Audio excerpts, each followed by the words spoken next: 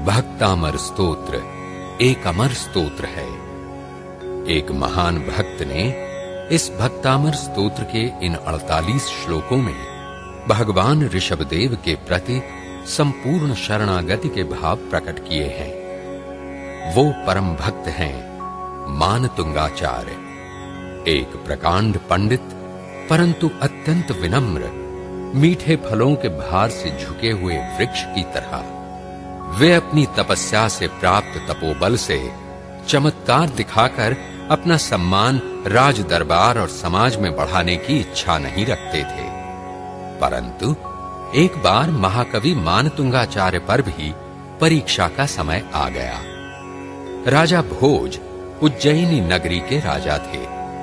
वे अत्यंत उदार व विद्या प्रेमी थे।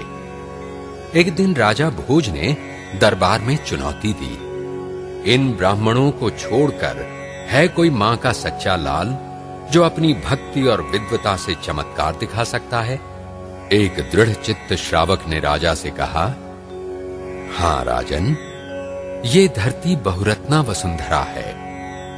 इसी नगरी में एक जैन स्थानक है।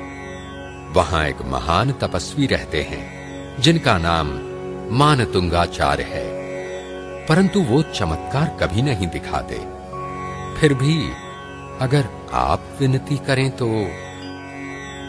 राजा ने मानतुंगाचार्य को सम्मान के साथ बुलाया और चमत्कार दिखाने की विनती की। मानतुंगाचार्य ने कहा, राजा, जैन दर्शन चमत्कृति से भरपूर है। आदिनाथ प्रभु हजारों वर्ष पहले जन्म मृत्यु का क्षय कर मोक्ष धाम पहुंच गए, परंतु उनके परमाणुओं में चमत्कार की शक्ति आज भी है। मुझे आप बांध दीजिए, विपत्ति का कोई पहाड़ मुझ पर गिरा दीजिए। मेरे प्रभु आदिनाथ मुझे हर संकट से मुक्त कर देंगे। उनकी कृपा से मैं मुक्ति पाऊंगा। राजा के आदेशानुसार आचार्य श्री को लोहे की जंजीरों से बांधकर 48 ताले लगाकर अंधेरी कोठरी में बंद कर दिया गया। महाकवि मानतुंगाचार्य पद्मासन लगाकर प्रभु की अरिहंत अवस्था का पदस्थादि ध्यान करने लगे। उनमें तन्मय हो गए। उनका रोम रोम प्रभु का नाम रटने लगा। ओम नमो अरिहंताणम। वे भक्ति से गदगद हो गए। उनके मुख कमल से शब्द प्रस्फुटित होने लगे। उपमा अलंकारों से सजी हुई विनम्र व विनय भाव से पूर्ण नवरसों से रस सिक्त ऐसी रचना भक्तामर स्तोत्र, एक भक्त का अमर स्तोत्र। महाकवि मानतुंगाचार्य एक एक श्लोक की रचना करते गए और एक एक बंधन टूटता गया, ताले खुलते गए।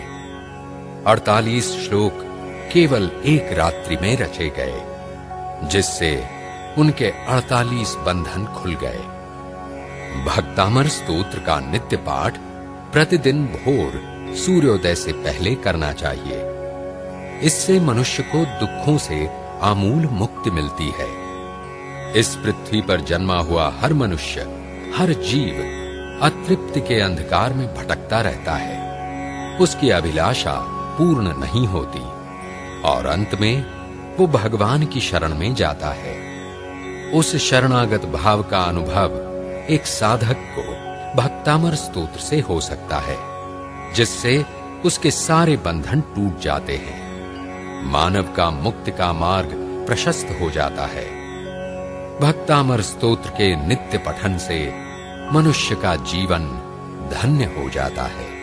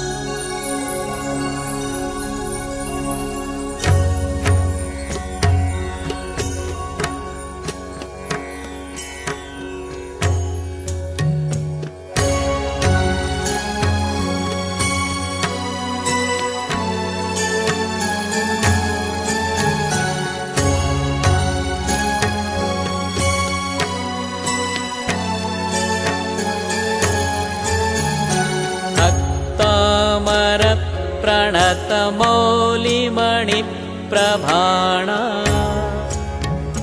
मुद्योतकं कलितपापतमोवितानम् सम्यक् प्रणम्य जिनपादयुगं युगादा वालम्बनं भवजले पततां जनानाम्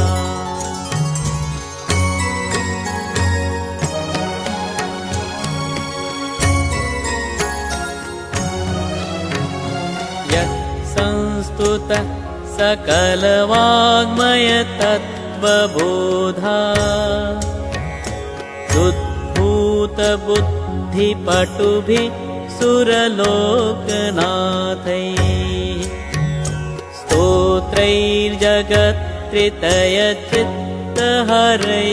स्तोत्रैर्जगत्रितयचित्तहरैरुदारैः स्तोष्ये किलाहमपि तं प्रथमं जिनेन्द्रम्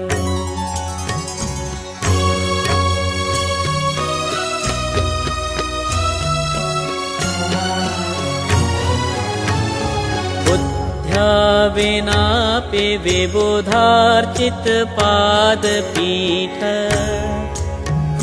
स्तोतुं समुद्यतमतिर्विगतत्रपोऽहम् बालं विहाय जलसंस्थितमिन्दुबिम्ब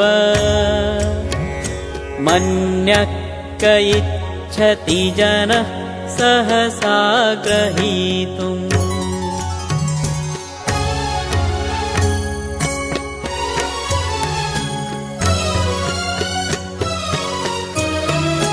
वक्तुं गुणान् गुणसमुद्रशशाङ्ककान्तान् कस्ते क्षमः सुरगुरु प्रतिमोऽपि बुद्ध्या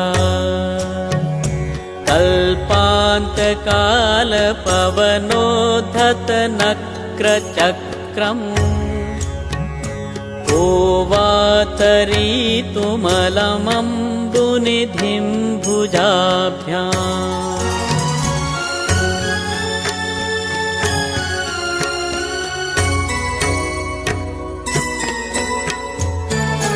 सोऽहं तथापि तव भक्तिवशान्मुनीश कर्तुं स्तवं विगतशक्तिरपि प्रवृत्तः प्रीत्यात्मवीर्यमविचार्य मृगेन्द्रम् नाढ्येति किं निजशिशोः परिपालनार्थम्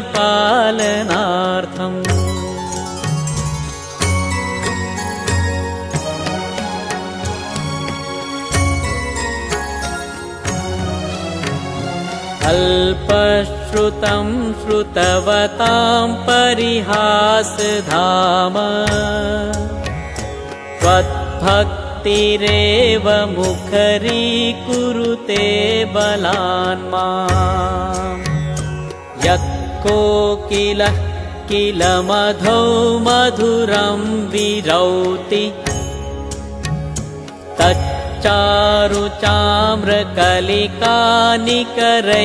तच्चारुचाम्रकलिकानिकरैकहेतुः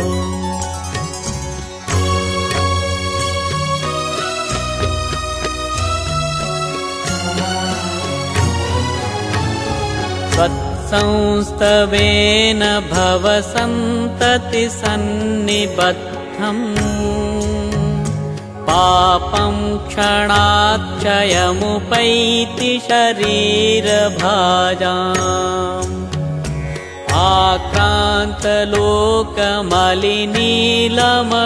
आक्रान्तलोकमलिनीलमशेषमाशु सूर्यांशु भिन्नमिव शार्वरमन्धकारम्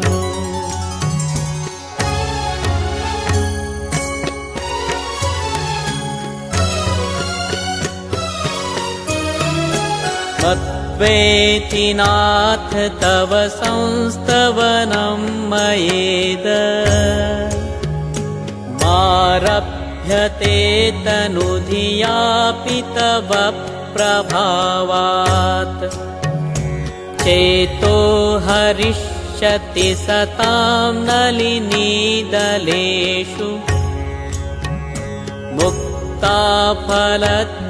मुक्ताफलद्युतिमुपैति ननूदबिन्दुः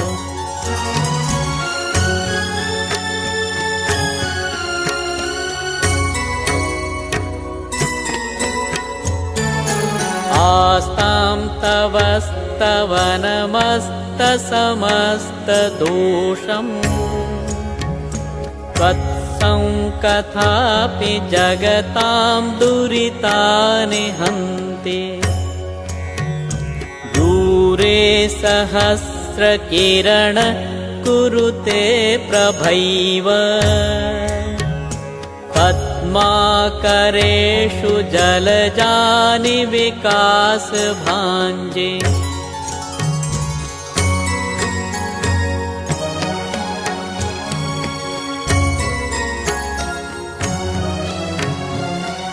नात्यद्भुतं भुवनभूषणभूतनाथ भूतैर्गुणैर्भुवि भवन्तमभीष्टुवन्तः तुल्या भवन्ति भवतो ननु तेन किं वा भूत्याश्रितं य इह नात्मसमं करोति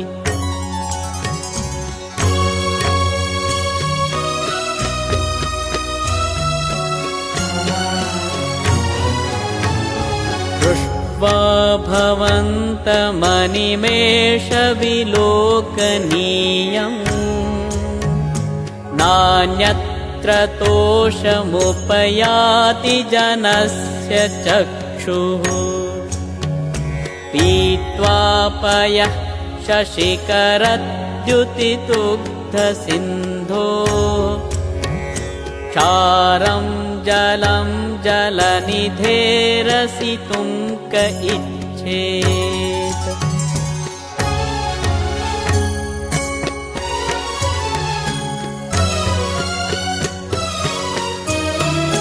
यैः शान्तरागरुचिभिः परमाणुभिस्त्वं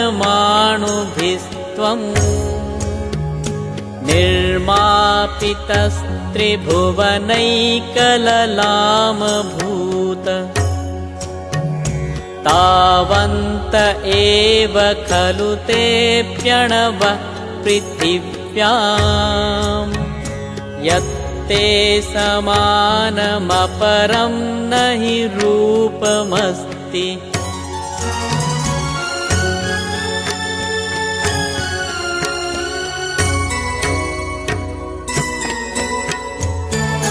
वक्त्रं क्व ते सुरनरोरगनेत्रहारी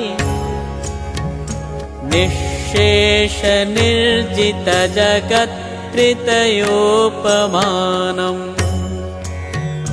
बिम्बं कलङ्कमलिनं क्व निशाकरस्य यद्वासरे भवति पाण्डुपलाशकल्पम्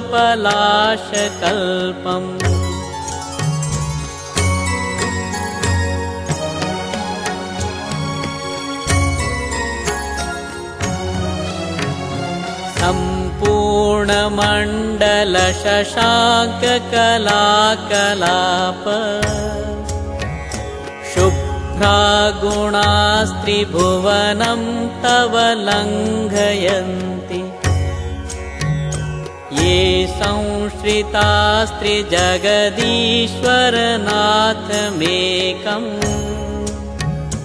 कस्तान्निवारयति सञ्चरतो यथेष्टम्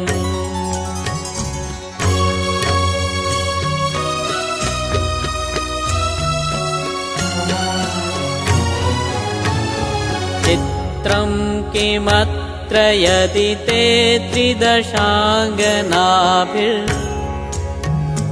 नीतं मनागपि मनो न विकारमार्गम् कल्पान्तकालमरुता चलिताचलेन किं मन्दराद्रिशिखरं चलितं कदाचित्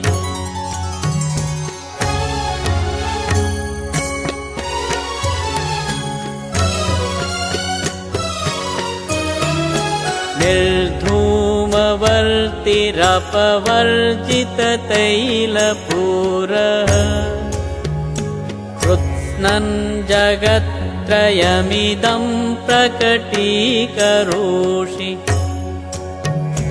गम्यो न जातुमरुतां चलिताचलानाम्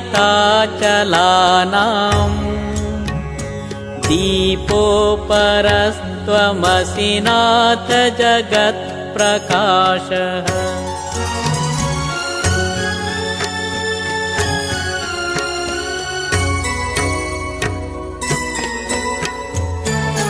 नास्तं कदाचिदुपयासि न राहुगम्यः स्पष्टीकरोषि सहसा युगपज्जगन्ति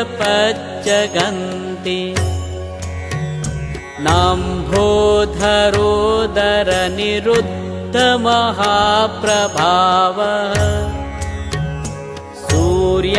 सूर्यातिशायि महिमासि मुनीन्द्रलोके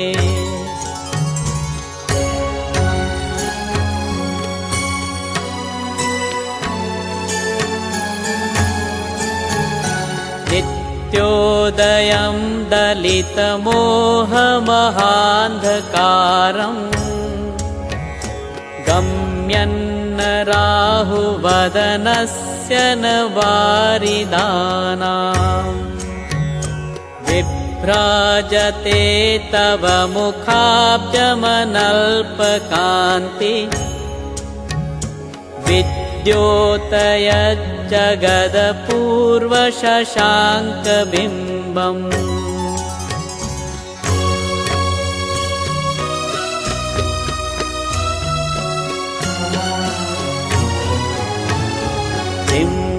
शर्वरीषु शशिनान्निविवस्वतावा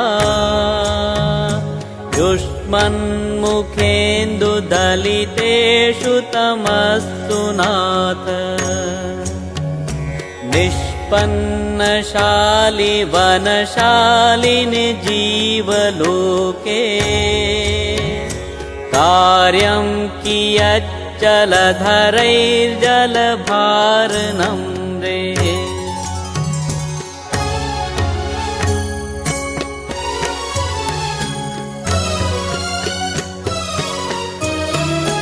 ज्ञानं यथा त्वयि विभाति कृतावकाशम्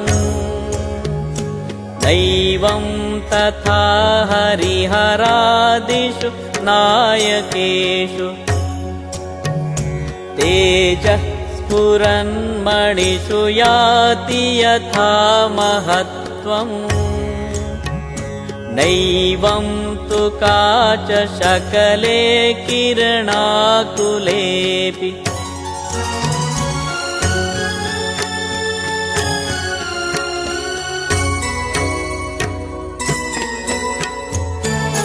मन्ये वरं हरिहरादय एव दृष्टा दृष्टेषु येषु हृदयं त्वयि तोषमेति किं वीक्षितेन भवता भुवि येन नान्यः कश्चिन्मनोहरति नाथ भवान्तरेऽपि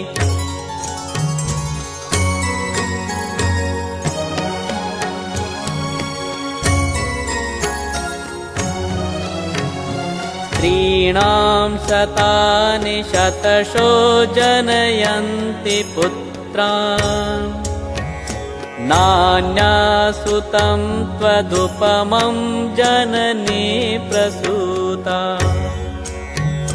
सर्वादिशो दधति भानि सहस्ररश्मिम् प्राचैव दिग्जनयति स्फुरदंशुजालम्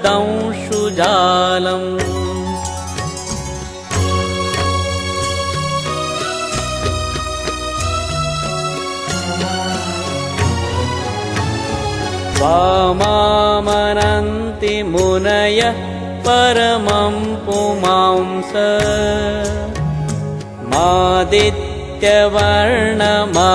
मादित्यवर्णममलन्तमसः परस्तात् त्वामेव सम्यगुपलभ्य जयन्ति मृत्युम् नान्यः शिवः शिवपदस्य मुनीन्द्रपन्था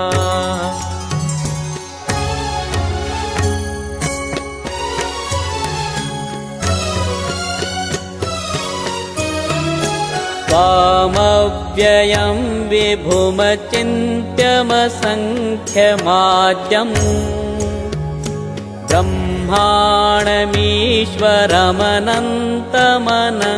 ब्रह्माणमीश्वरमनन्तमनङ्गकेतुम् योगीश्वरं विदितयोगमनेकमेकम् ज्ञानस्वरूपममलं प्रवदन्ति सन्तः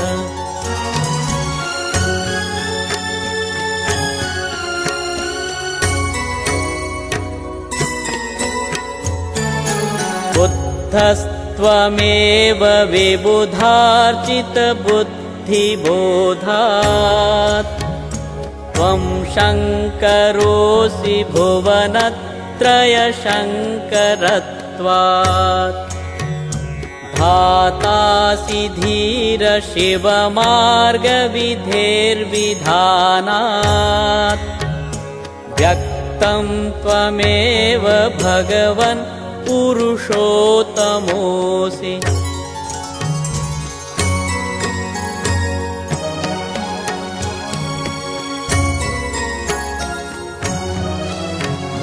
तुभ्यं नमस्त्रिभुवनार्तिहराय नाथ तुभ्यं नमः क्षितितलामलभूषणाय तुभ्यं नमस्त्रिजगतः परमेश्वराय तुभ्यं नमो जिनभवोदधिशोषणाय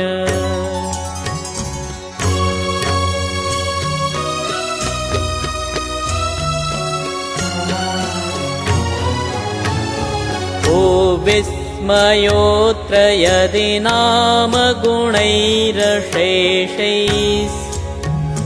त्वं संश्रितो निरवकाशतया मुनीश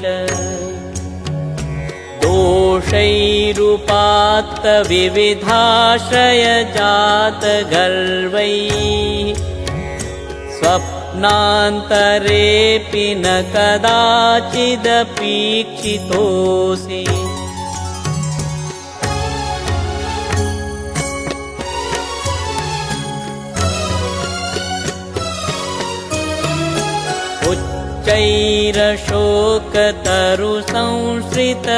उच्चैरशोकतरुसंश्रितमुन्मयूख मा भाति रूपममलं भवतो नितान्तम्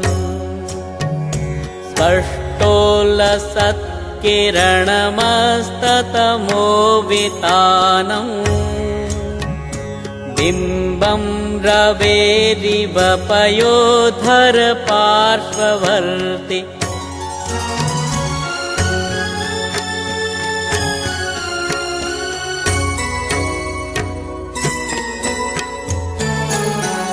सिंहासने मणिमयूखशिखाविचित्रे बिभ्राजते तव वपुः कनकावदातम् बिम्बं वियद्विलसदंशुलतावितानम् तुङ्गोदयाद्रिशिरसीव सहस्ररश्मे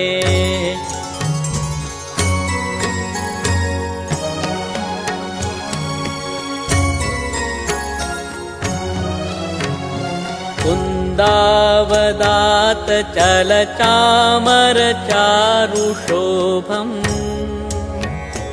विभ्राजते तव वपुः कलधौतकान्तम् उच्चच्छशाङ्कशुचिनिर्झरवारिधार उच्चैस्तटं सुरगिरेरिव शातकौम्भम्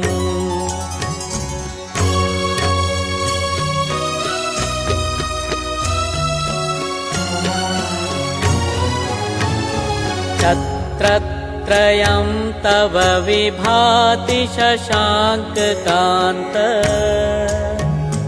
मुच्चैस्थितं स्थगितभानुकरप्रतापम्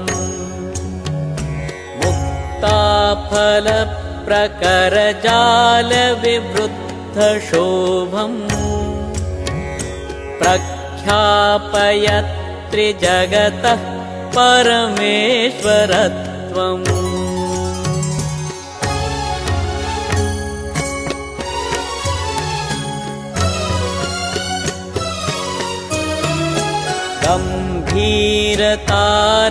गम्भीरताररवपूरित दिग्विभाग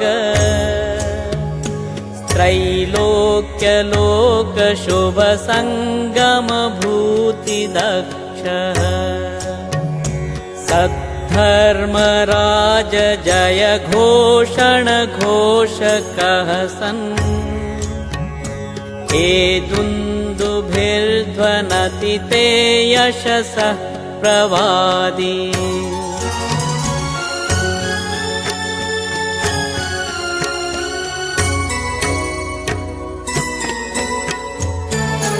मंदार सुंदर नमेरु सुपारिजात संतानकादि कुसुमोत्कर वृष्टिरुद्धा गन्धोदबिन्दु शुभमन्दमरुत्प्रपाता दिव्यादिव पतति ते वचसां ततिर्वा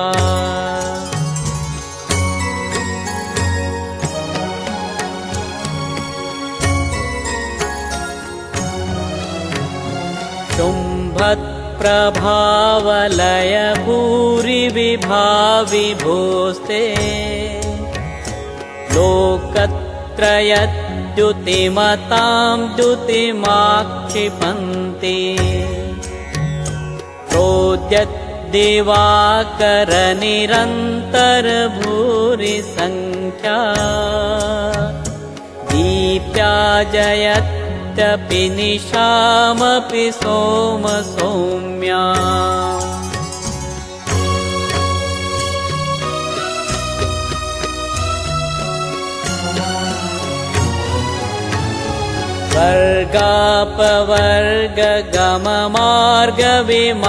वर्गापवर्गगममार्गविमार्गणेष्टः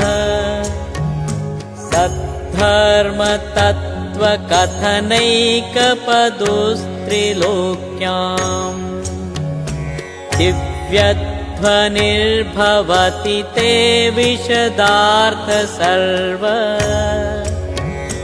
भाषा स्वभाव परिणाम गुणै प्रयोज्यः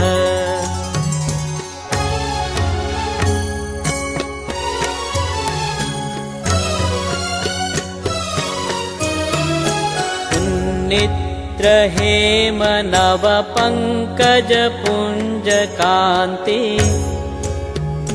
पर्युल्लसन्नखमयूख शिखाभिरामौ आदौ पदानि तव यत्र जिनेन्द्रदत्तः पद्मानि तत्र विबुधाः परिकल्पयन्ति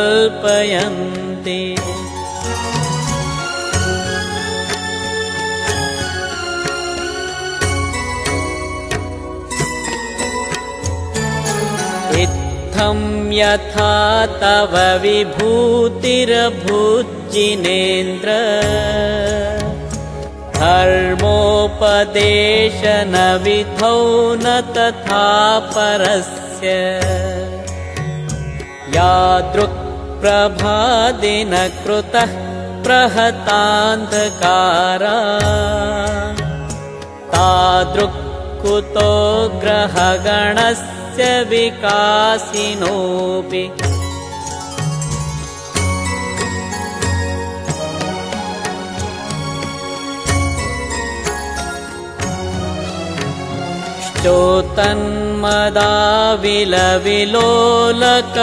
च्योतन्मदाविलविलोलकपोलमूल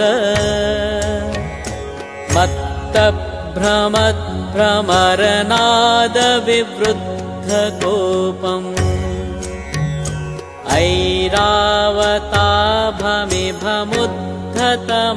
ऐरावताभमिभमुद्धतमापतन्तम् दृष्ट्वा भयं भवति नो भवदाश्रितानाम्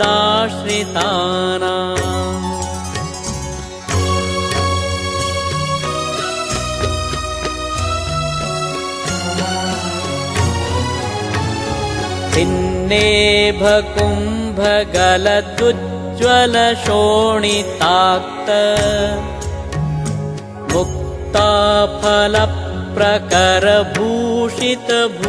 मुक्ताफलप्रकरभूषितभूमिभागः बद्धक्रमः क्रमगतं हरिणाधिपोऽपि नाक्रामति क्रमयुगाचलसंश्रितं ते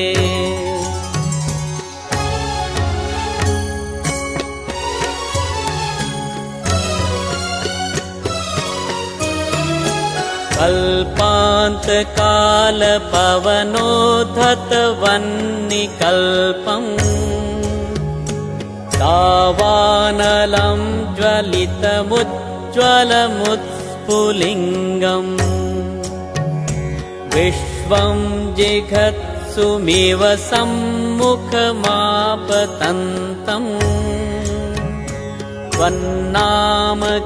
त्वन्नामकीर्तनजलं शमयत्यशेषम्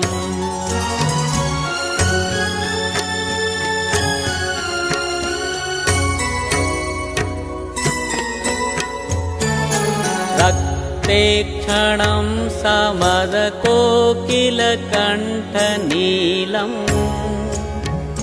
क्रोधोद्धतं फणिनमुत्पणमापतन्तम् आक्रामति क्रमयुगेन निरस्तशङ्कस्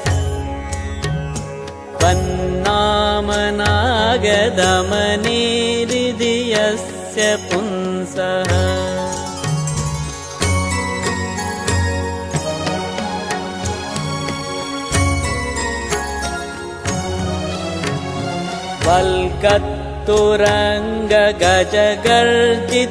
वल्गत्तुरङ्गगजगर्जितभीमनाद माजौ बलं बलवतामपि भूपतीनाम्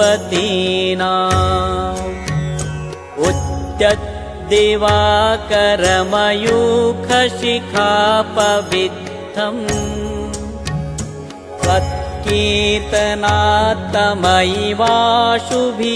त्वत्कीर्तनात्तमयिवाशुभिदामुपैति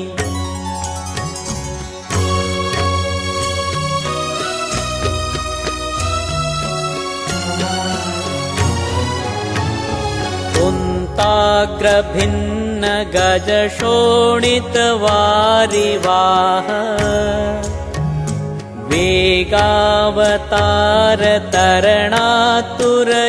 वेगावतारतरणातुरयोधभीमे युद्धे जयं विजितदुर्जय जेयपक्ष त्वत्पादपङ्कजवनाश्रयिणो लभन्ते।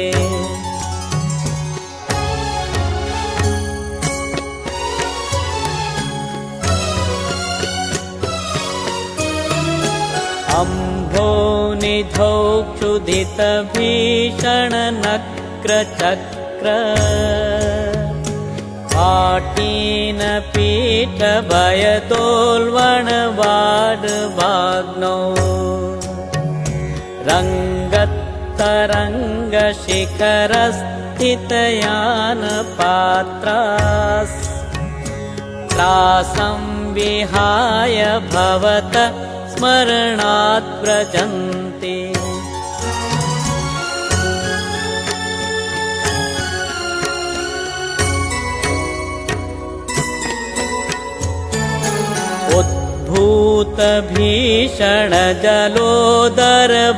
उद्भूतभीषणजलोदरभारभुग्ना शोचां दशामुपगताश्च्युतजीविताशाः त्वत्पादपङ्कजरजो मृतदिग्धदेहाः मर्त्या भवन्ति मकरध्वजतुल्यरूपा।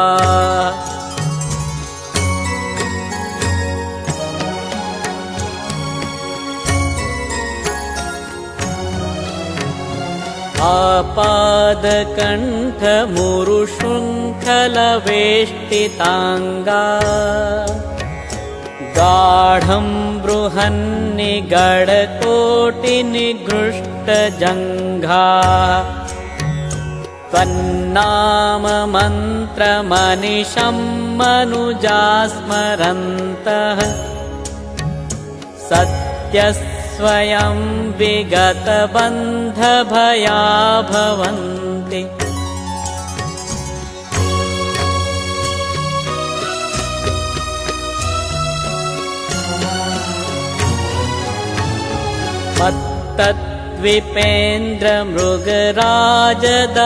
मत्तद्विपेन्द्रमृगराजदवानलाहि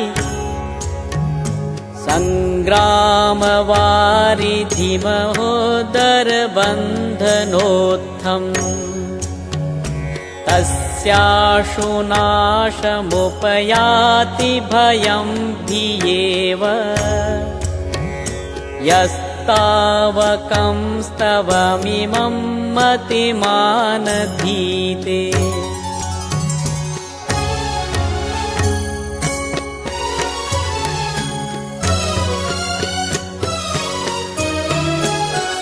स्तोत्रस्रजं तव जिनेन्द्रगुणैर्निबद्धां भक्त्या मया रुचिरवर्णविचित्रपुष्पां धत्ते जनो य इह कण्ठगतामजस्रम्